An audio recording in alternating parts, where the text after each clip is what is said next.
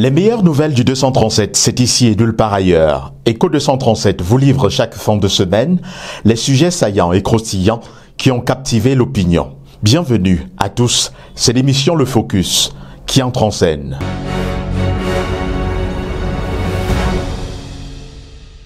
L'élection du nouveau bureau du comité exécutif de la CAF pourrait se faire en l'absence du Cameroun. Les candidatures de Samuel Eto'o-Fils et de Seydou Bobo Djoya ont été recalées à 2 mois de la tenue de cet événement. Quelles pourraient être les répercussions d'une telle décision si elle venait à être maintenue? À suivre l'analyse d'un chroniqueur sportif en direct de Yaoundé. Paul Biya est soutenu par les chefs traditionnels à la prochaine élection présidentielle. Alors que des voix s'élèvent pour contester l'éventuelle candidature du président sortant, les gardiens de la tradition restent convaincus qu'à 92 ans, l'actuel locataire d'Etoudi a l'expérience nécessaire pour maintenir la paix et la stabilité au Cameroun. Ils l'ont fait savoir lors de l'assemblée élective du nouveau bureau du Conseil des chefs traditionnels tenu en début de semaine à Yaoundé. Évocation dans cette émission avec l'avis des observateurs de la scène politique camerounaise. Toujours en politique, le professeur Maurice Kamto et le MRC ont besoin de 6 milliards 169 millions de francs CFA pour financer leur campagne pour la course vers la présidentielle de 2025. L'annonce d'une opération de collecte de fonds s'est faite en fin de semaine lors d'une conférence de presse tenue au siège de ce parti politique à Yaoundé. Nous reviendrons sur les déclarations du professeur Maurice Kamto dans cette émission. Qu'est-ce qui peut justifier la crise de confiance qui s'installe dans les rangs des partis politiques de l'opposition? À 9 mois de la présidentielle, des partisans du PCRN et du MRC se donnent déjà des coups de manière régulière. Nous essayerons de comprendre leur réelle motivation. Voilà quelques sujets qui feront l'ossature de cet autre numéro de l'émission Le Focus sur Écho 237. Installez-vous. Encore des manœuvres en vue de l'élection présidentielle de 2025. Le Conseil des chefs traditionnels appelle Paul Biya à présenter sa candidature à cette échéance qui aura lieu en octobre prochain. Réunis cette semaine à Yaoundé pour élire leur nouveau bureau, les 300 chefs présents à cette rencontre, selon le ministre de l'administration territoriale, se sont attelés à l'objet principal de ce conclave, à savoir la formulation de leur soutien défectible à celui qu'ils considèrent comme l'un des leurs, le président Paul Biya, revêtu lui-même du manteau d'autorité traditionnelle depuis des décennies.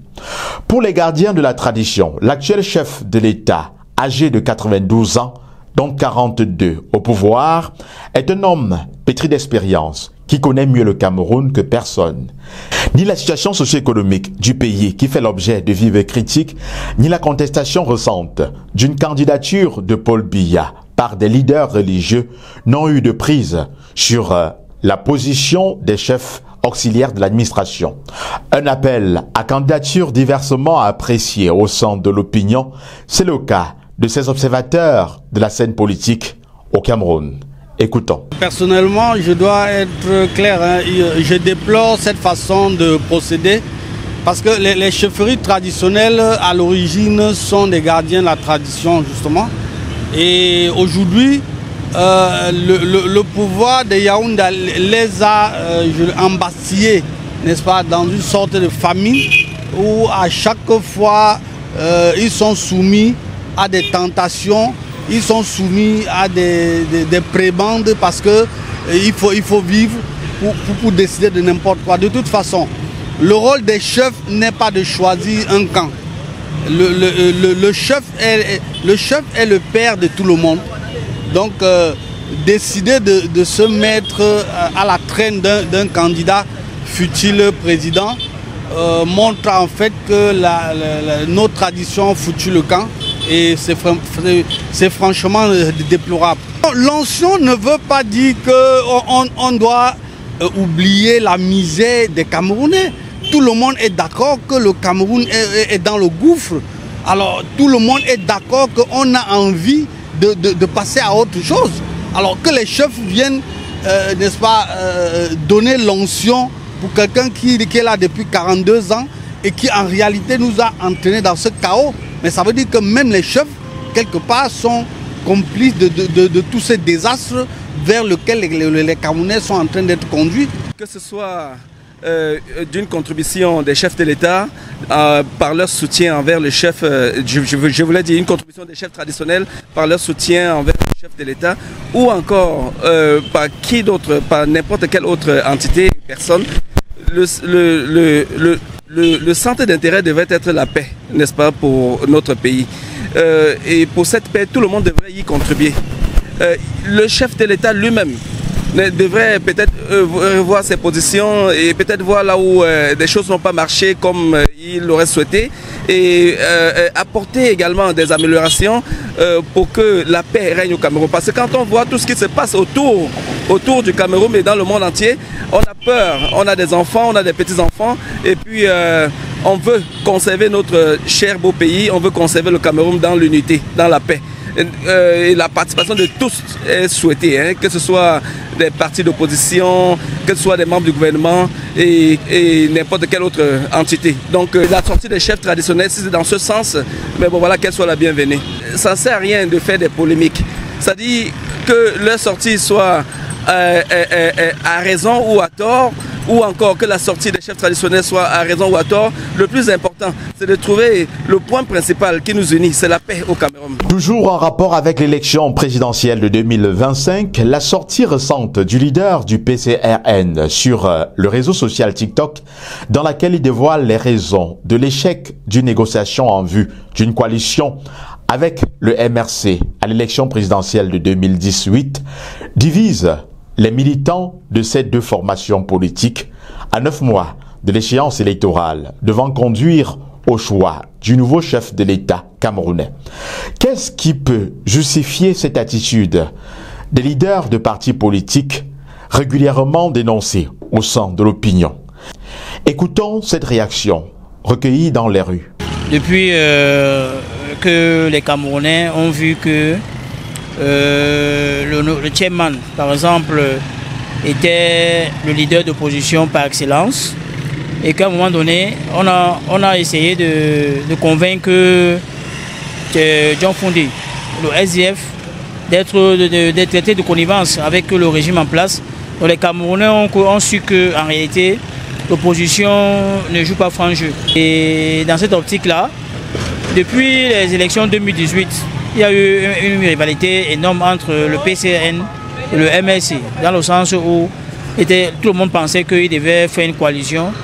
Mais bon, la société Kabalibi n'est que ce qu'on connaît des Camerounais, où ils veulent toujours partir, chacun veut gagner la part belle en termes des élections. Donc c'est une sortie, pour moi, que je trouve malencontreuse, parce que les deux doivent synerger les énergies. C'est tout gagnant pour le parti au pouvoir. Parce que leur souhait réellement, c'est qu'on voit les deux leaders. Parce que si aujourd'hui, comme on est en train de dire, que les gens vont par exemple s'inscrire massivement sur la liste électorale, si on se rend compte que Kabalibi et Kamto font une alliance, c'est d'office.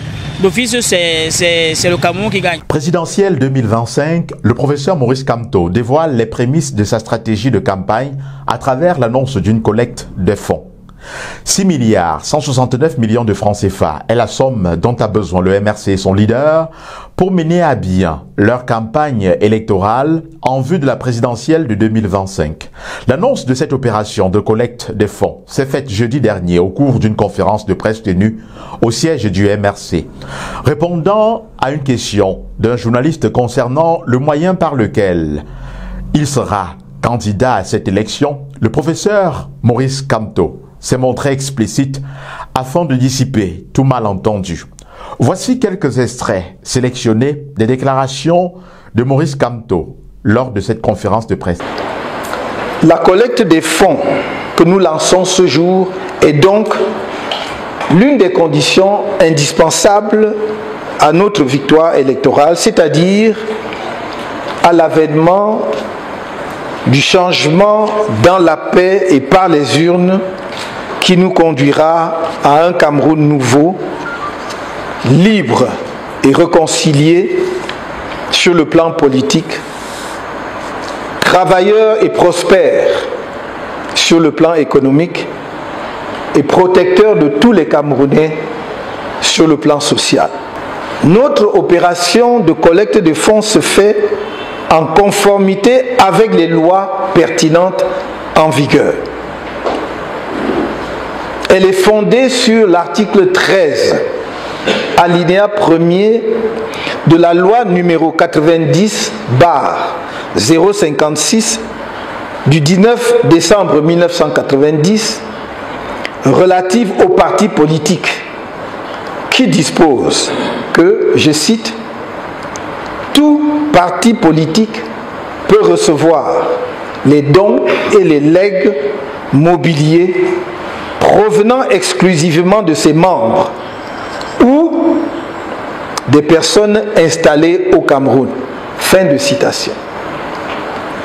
C'est donc conformément à cette disposition légale que notre campagne de collecte de fonds s'adresse à tous les militants et sympathisants de notre parti.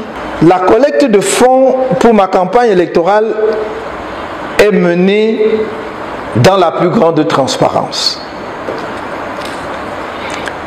Afin d'assurer la traçabilité des fonds, des comptes ont été créés auprès de certains établissements bancaires et des opérateurs de téléphonie mobile, pour les comptes mobiles notamment.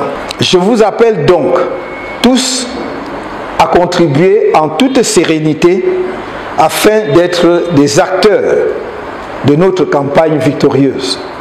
Pendant la campagne électorale, nos équipes de campagne devront se déployer dans toutes les régions du pays pour expliquer à nos concitoyens électeurs la pertinence de notre projet politique, dont nous sommes persuadés qu'elle est la meilleure offre dans le champ politique national, comme en 2018.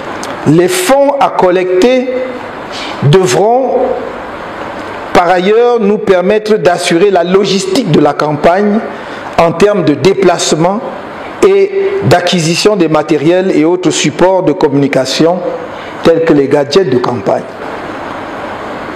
Pendant le déroulement du scrutin, nous devrons nous assurer de la présence effective de nos représentants dans tous les bureaux de vote et il s'agit là d'un défi majeur. Mes chers amis, nous sommes à moins de 6 mois de la convocation du corps électoral pour cette élection. Il n'y a donc plus de temps à perdre. Votre contribution financière et votre participation au changement dans notre pays en cette année 2025 sera une des clés de la victoire. Je compte sur les militants et sympathisants du MRC individuellement, comme par le passé, et comme le dit la loi de 90 que je viens de citer, sur toute autre personne installée au Cameroun. Nous avons des élus, pourquoi? Parce que l'article 15, alinéa 4 de la Constitution dit que tout mandat impératif est nul. Donc je suis élu de tel parti A. Demain, je démissionne de ce parti. Je vais dans le parti B. Je ne vais pas dans le parti B en laissant mon mandat dans le parti A. Est-ce que vous me comprenez? Je pars avec mon mandat. Parce que le mandat n'est pas impératif. Quand on dit mandat impératif, ça veut dire que le parti, si le mandat était impératif, c'est que le parti peut te déchoir à tout mandat. Donc il détient le mandat, ça lui appartient. Et c'est pour cela que je vous dis, la disposition n'est pas arrivée dans la Constitution par hasard. En sport, le Cameroun connaît déjà ses adversaires pour la CAN Maroc 2025. Ce sera la Côte d'Ivoire, le Gabon et le Mozambique. Les différentes équipes ont été dévoilées au terme d'un tirage au sort réalisé en début de semaine au Maroc. Quelles peuvent être les chances des Lions indomptables dans cette poule? Écoutons l'analyse de Donald Zambanga. Il est journaliste et chroniqueur sportif. Il est en ligne, en direct de Yaoundé. Donald Zank Manga, bonjour. Bonjour Thierry, bonjour à tes millions de suiveurs, followers et ceux qui sont comme ça à l'écoute de cet échange que nous aurons. Ok, merci justement d'avoir accepté d'analyser cette actualité sportive liée justement au tirage au sort en vue de la CAN Maroc 2025. Le Cameroun qui affrontera la Côte d'Ivoire, le Mozambique et le Gabon. Quel commentaire vous suscite justement la poule du Cameroun qui est logée dans la poule F? La poule du Cameroun, poule abordable, je dirais. On aurait pu être dans pire situation. Donc, je pense que, à l'exception de la Côte d'Ivoire qui, en posture de champion en titre, fait office d'épouvante dans cette poule-là, le Gabon, il est vrai que l'histoire voudrait qu'en compétition, notamment, le Cameroun n'ait jamais réussi à damer le pion aux voisins d'à côté. Mais la Côte d'Ivoire, en 5 ans remporté, le Cameroun a rencontré la Côte d'Ivoire 3 fois en phase de poule et les 3 fois le Cameroun remportait le trophée. Donc le rapport de force est certes déséquilibré aujourd'hui avec la dernière CAN remportée par les voisins, du moins ce qu'on appelle affectueusement la belle famille. Il y a une inconnue, c'est le Mozambique, dans un landerneau footballistique où il n'y a plus de destination. Je dirais que le Cameroun n'a pas eu la même malchanceuse d'être dans ce groupe F.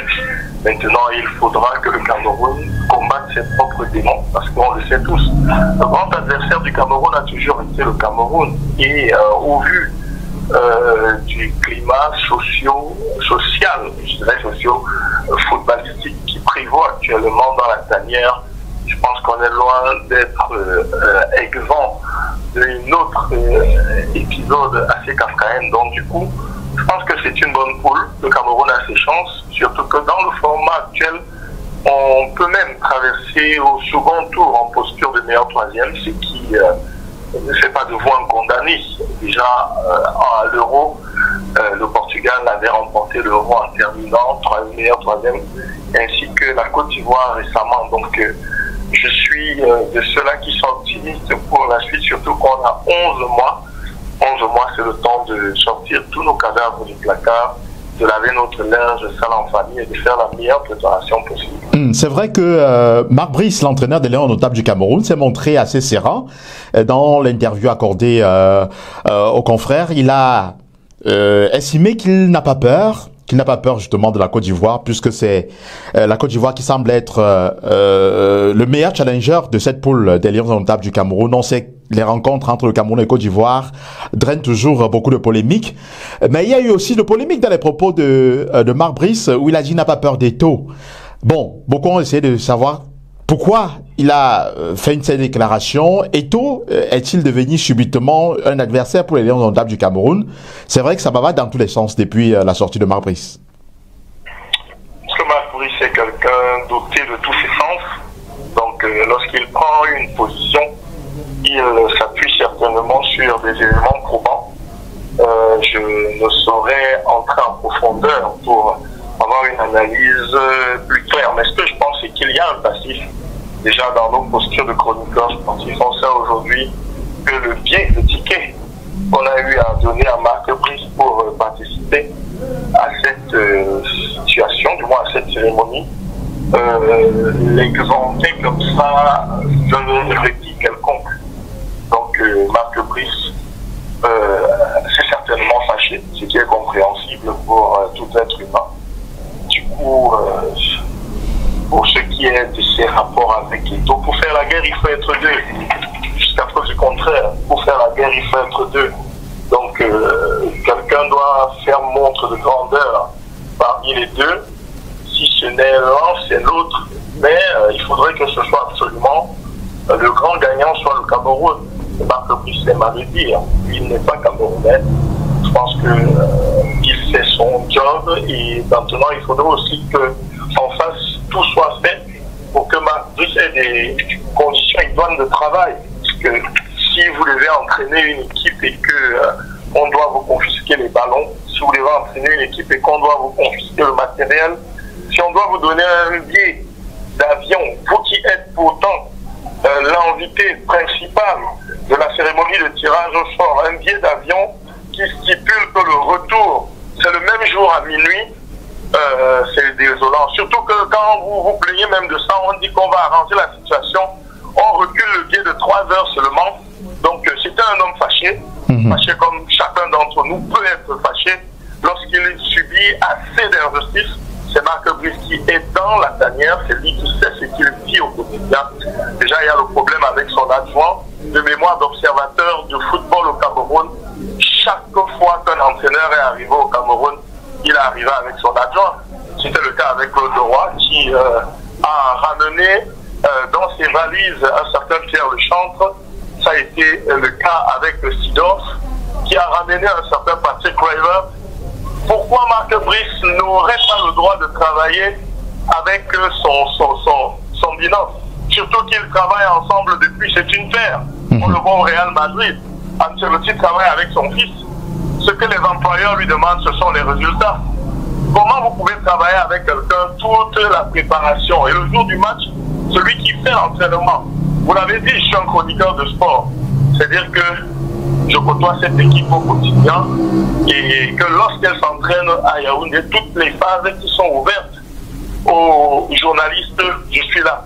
Je peux vous dire que l'homme qui entraîne cette équipe, c'est bien Joachim Monunga. Donc de l'autre côté, Marc Brice est simplement là pour la tactique.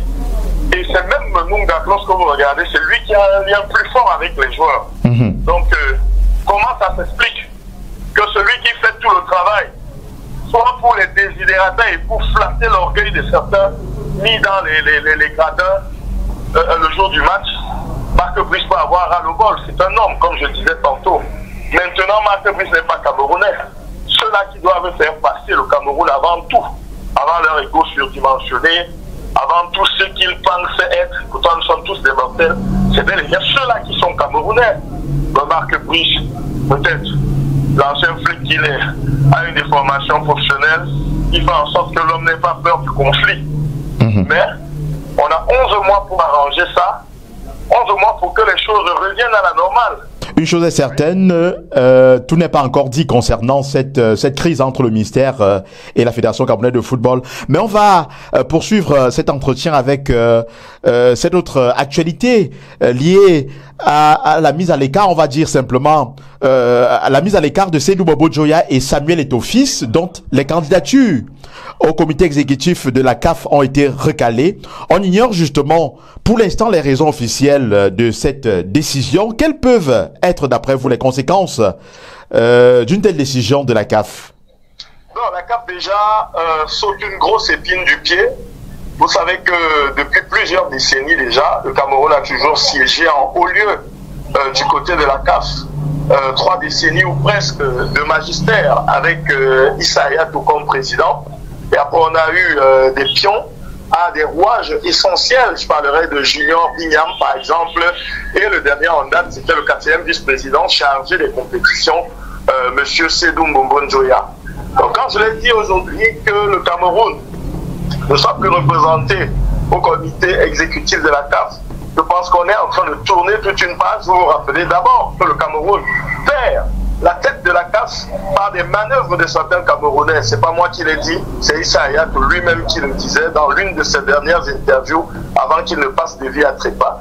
Il dit: j'ai été victime d'un conflit, d'un complot qui a été ourdi par mes compatriotes. Et lorsque nous fouillons aujourd'hui, lorsque nous faisons notre travail de journaliste, on connaît désormais ceux-là qui, au lieu de supporter leur frère, étaient allés supporter Ahmad tout en mettant les pots de banane sur le chemin de Hayatou.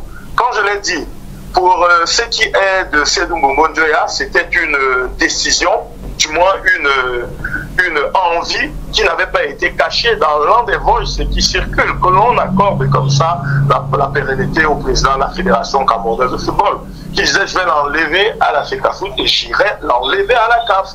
Donc c'est vrai qu'il n'en a pas le pouvoir, parce que qu'on le taise ou qu'on le confesse, il n'en a pas le pouvoir. Seydou Bobo Njoya, étant déjà membre du comité exécutif, n'avait plus besoin du quitus de la Fédération camerounaise de football pour qu'il se présente.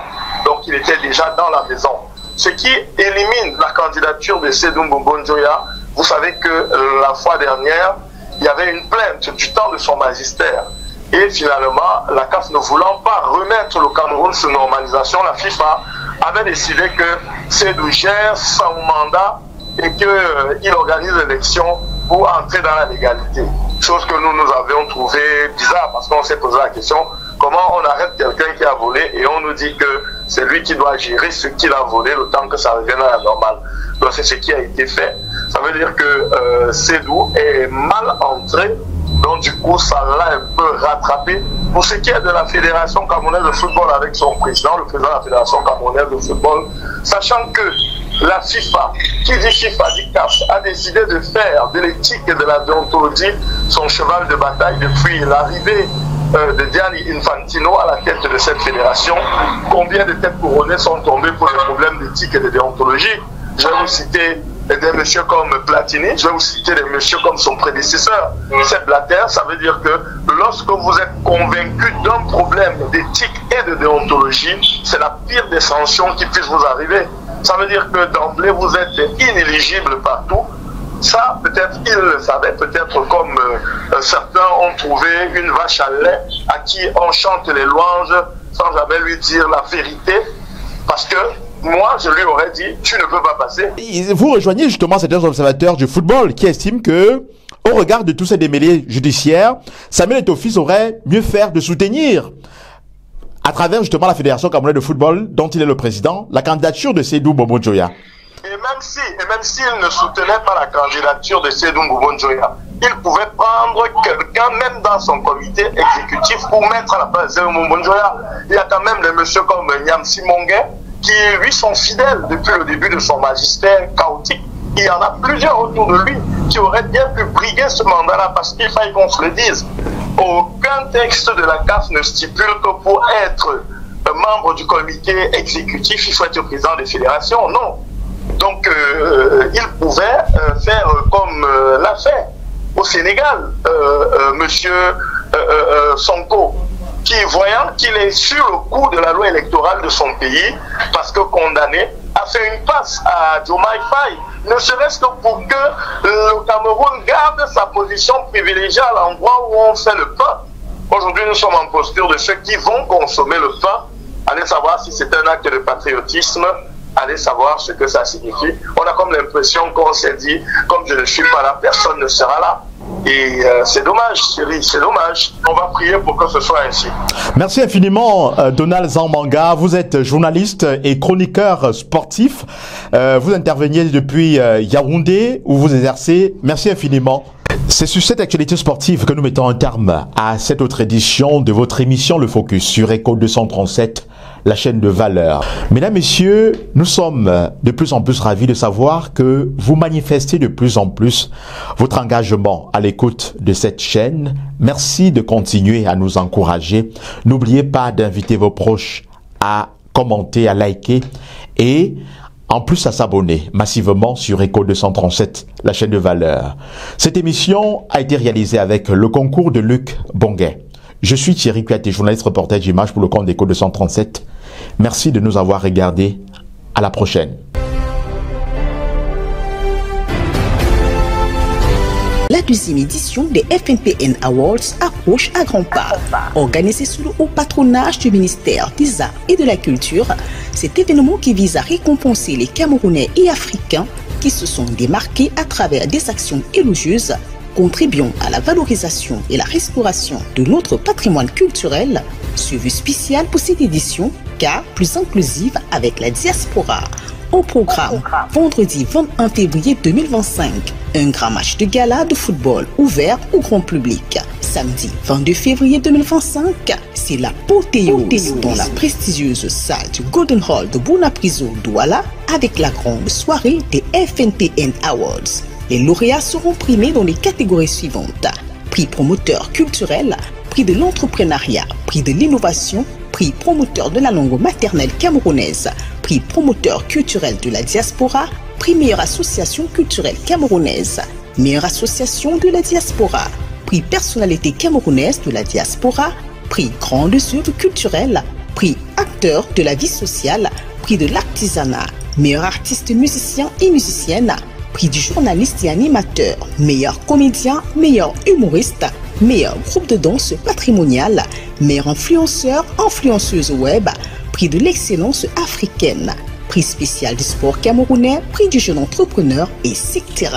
La grande soirée des FMPN Awards, c'est aussi des prestations musicales, un défilé de mode où se mêlent tradition et modernité et une compétition Miss et Master FMPN. Ne ratez pas ce rendez-vous qui verra la participation d'un public diversifié et des invités de marque, parmi lesquels des rois et chefs traditionnels des différentes régions du pays, des personnalités politiques et diplomatiques, des hommes d'affaires, des sportifs de renommée internationale, la diaspora camerounaise, sans oublier les célébrités issues du monde artistique et du showbiz. Les tickets sont déjà en vente. Vous souhaitez prendre part à l'événement ou nous accompagner comme sponsor? Infoline 620 42 37 10 694 81 15 43 677 67 26 62. Les FMPN Awards édition 2025. Ensemble, célébrons l'excellence globale camerounaise.